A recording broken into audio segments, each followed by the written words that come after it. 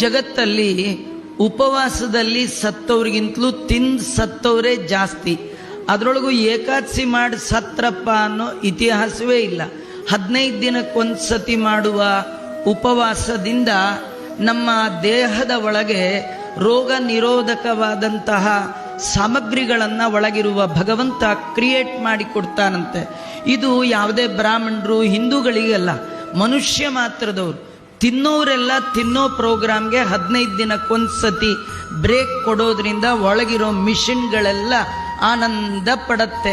ಯಾಕೆಂದ್ರೆ ಅದು ಮಿಷನ್ನೇ. ಹಗಲು ರಾತ್ರಿ ಬಿಡದೆ ಹಾಕ್ತಾ ಇದ್ರೆ ಅದಕ್ಕೆ ವರ್ಕ್ ಮಾಡಿ ಮಾಡಿ ಮಾಡಿ ಮಾಡಿ ಒಂದಿನ ಸಾಕಾಗಿ ಬದುಕಿರುವಾಗಲೇ ಒಳಗೆ ಎಲ್ಲ ಹಾಳಾಗಿ ಹೋಗ್ಬಿಡುತ್ತೆ. ಹಾಗೆ ಹೋಗಬಾರ್ದು ಅಂದ್ರೆ ಅವಕ್ಕೆಲ್ಲ ರೆಸ್ಟ್ ಕೊಡೋದನ್ನೇ ನಮ್ಮ ಶಾಸ್ತ್ರದಲ್ಲಿ ಧರ್ಮದಲ್ಲಿ ಉಪವಾಸ ಉಪಸಮೀಪೆ. ಉಪವಾಸ ಅಂದ್ರೆ ಬರೀ ಫಾಸ್ಟ್ ಅಂತಲ್ಲ, ದೇವರ ಸಮೀಪದಲ್ಲಿ ಇರಬೇಕಂತೆ.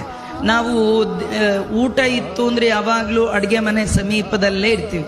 ಅವತ್ತು ಅಡುಗೆ ಮನೆ ಶಟರ್ ಕ್ಲೋಸ್, ದೇವರ ಮನೆ 24x7 ಓಪನ್. ನಮ್ಮ ದೇವರ ಮನೆಯನ್ನು ಓಪನ್ ಮಾಡಿ ದೇವರ ಸಾಮೀಪ್ಯವನ್ನು ನಾವು ಹೊಂದೋದೇ ಉಪವಾಸ.